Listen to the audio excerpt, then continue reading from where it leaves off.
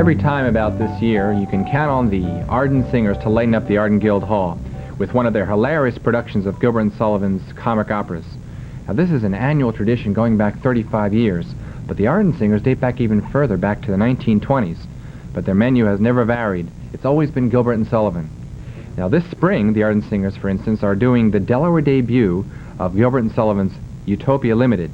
It's a rarely performed spoof on British mores and institutions, and it's scheduled to be performed May 1st, 2nd, 3rd, 7th, 8th, and 9th in Arden in the Guild Hall, and it's being directed by Frank Reynolds, who's been involved for 15 years with the Arden singers, both as a performer and a director, and I'm very honored to have him here with me today. Frank, welcome. Thank you. Frank, first of all, who are the Arden singers? The Arden singers are a guild of the Arden Club, and they devote themselves to putting on Gilbert and Sullivan operas, and have done so, as you've mentioned, for almost 50 years. And they consist of people in the area, in the Arden area, in the Wilmington area, even into Pennsylvania. We get together once a year, and this is our major effort to put on a Gilbert and Sullivan operetta.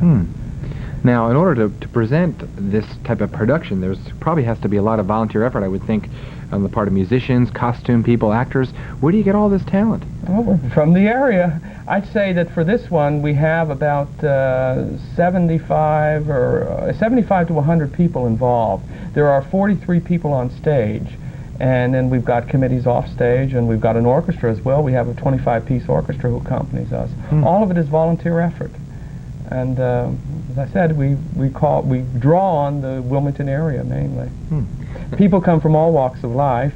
We've got doctors, lawyers, engineers, scientists, nurses, housewives, and so on. Everything. Now, why the annual preoccupation with Gilbert and Sullivan? I mean, 100 years have passed since these operas were written, and is their material still popular? Oh, as popular as ever. I mean, the humor of Gilbert has never waned in the 100 years that have passed. You may know that there's a big revival in New York City right now, the Pirates of Penzance. The Pirates of Penzance with Linda Ronstadt, which is really quite successful. I think it's going to run for at least another year, the way it's going now. But as I said, their humor is timeless, and audiences just eat it up, at least the audiences we attract. Now, your current production, Utopia Limited, I understand takes place on a desert island with lots of Polynesian natives running around. Could you tell us a little bit about this storyline? Yes, as you said, this is the Delaware premiere of Utopia Limited. We haven't attempted this one before. This one was composed later in their careers. It was their second from last operetta. And Gilbert really aimed a lot of satirical barbs at English institutions in this one. It takes place, as you said, on a South Pacific island which is ruled over by a king, King Paramount. He has 3 daughters, and he sent his eldest daughter, Zara, off to England to be educated. And she brings back with her 6 gentlemen who are called the Flowers of Progress, the subtitle of the opera. These are English gentlemen, and they are there to reform the laws and institutions of Utopia. And the Army, the Navy, the legal system, and so on. And in fact, one of them is a company promoter, and he suggests that the king register his entire kingdom under the Limited Liability Act, and declare a certain amount of capital, so if they ever go bankrupt, he won't owe so much. So at the end of Act 1, the entire populace is singing the praises of Utopia Limited. That's how we get the name Utopia Limited. Originally, it's the island of Utopia. Act 2 then occurs in the anglicized Utopia, and the king holds a drawing room, as it's called. It's fashioned after one of Queen Victoria's drawing rooms, and it's a spoof on that English institution. And things work out not quite as well as they had planned. For example, the Army and Navy are so powerful that war is impossible, and so all of the Army and Navy are thrown out of work.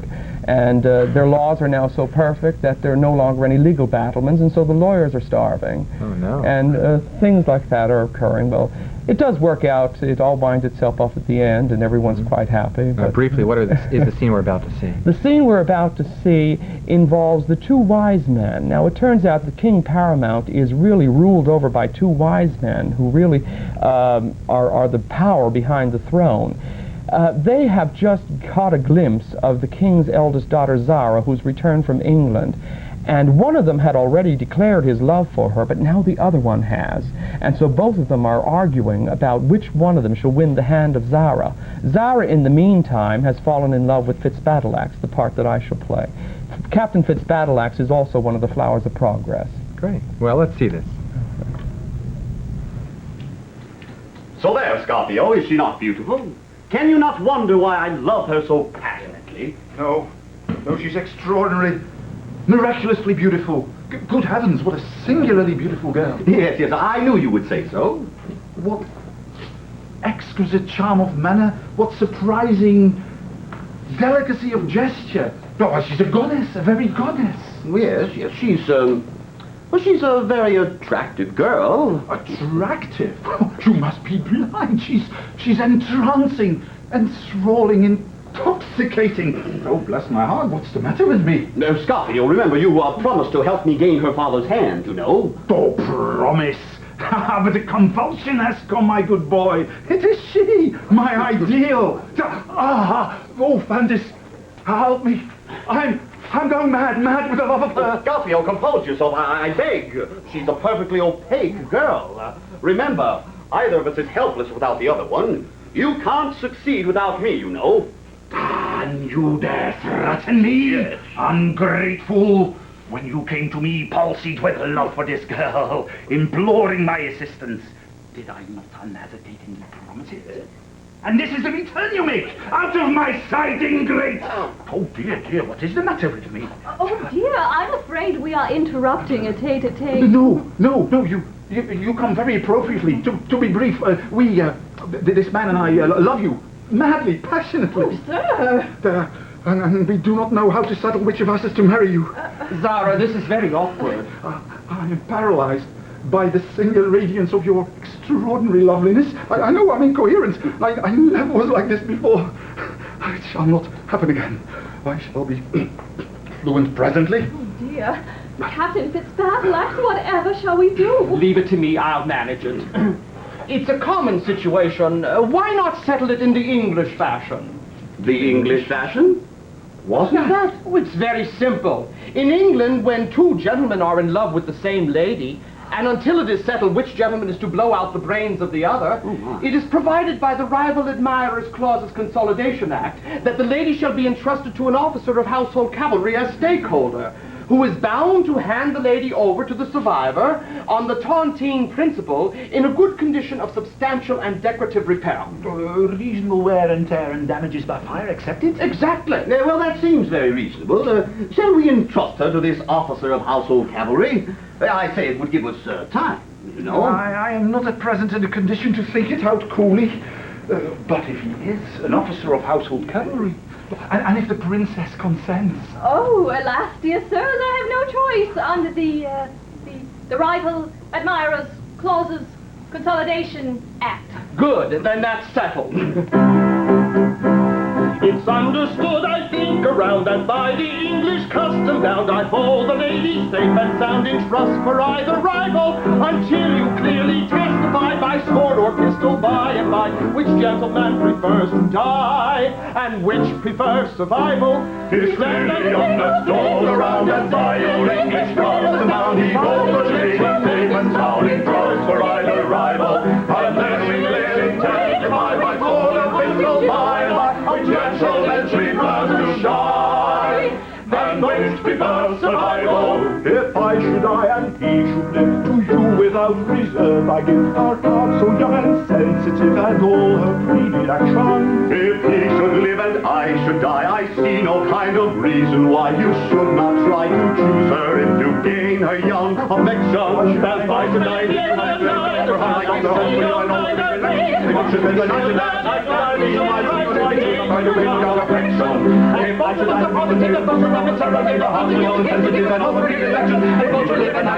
no kind of reason why you should not, if you choose it, try to gain your young affections.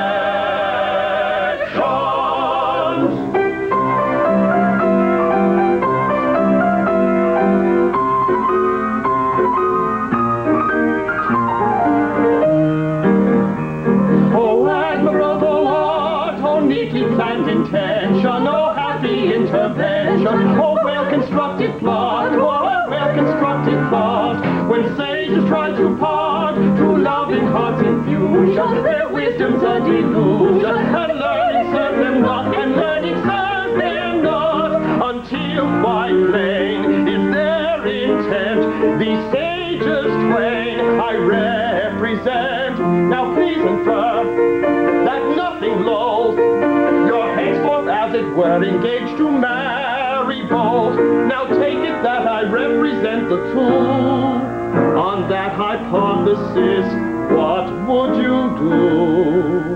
What would I do? What would I do?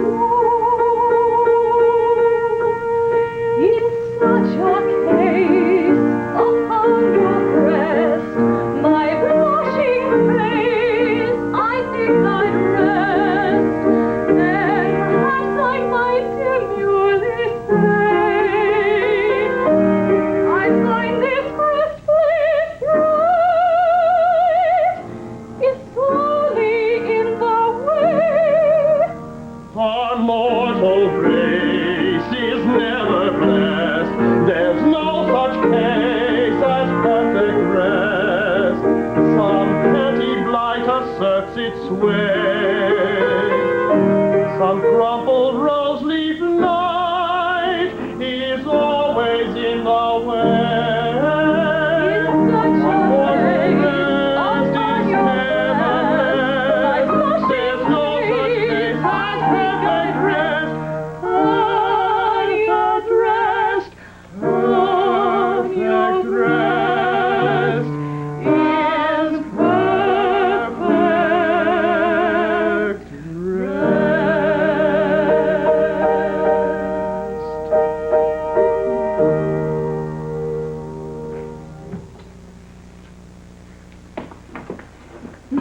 That was great. I love these costumes.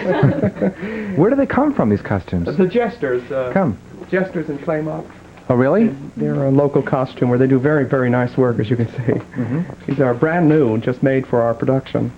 Frank, would you be kind enough to introduce the actors you have here with you? Yes, as Zara, we've got Kate Carney Patch. Okay. As Scaffio, we've got Martin van den Nieuwenhuizen. Our accompanist, Ruth Ann Stoachek. And as Fantas, Glenn Moser. How do you do? Well, you all did a very fine job. Thank you. What do you do when you're not on stage? Mostly I'm on stage. I'm doing some office temp work around the area right now while I'm doing this. What is your theatrical background? Well, varied. Last year I joined the Arden Singers. Before that, in Virginia, I did some, not musical, but straight theater. I did some one-man shows as well. And our pianist, your name again? Ruth Stovik. And Ruth, is this a hobby of yours, or do you do this professionally? It's just a hobby. And what do you do when you're not behind the keys of the piano? Well, I do other, I direct a church choir and direct a home.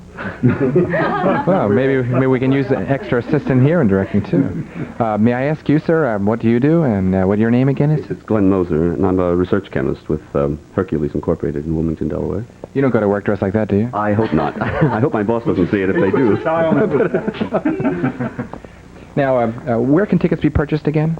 Oh, you can get them by calling Ray Gerstein at 475-7094. Good for you. Or I'm sure, you know, if you come to the door, we'll usually have a few left. Good. And the run of the show is? May 1st we open. We have a preview on Thursday, April 30th. We had reduced prices if anyone is interested in that. We open May 1st, 2nd, 3rd. That's a Friday, Saturday, and Sunday. And then the following Thursday, Friday, and Saturday, the 7th, 8th, and 9th. And that's at the Arden Guild Hall, which is located in Arden, Delaware. In Arden, right off 95 Harvey.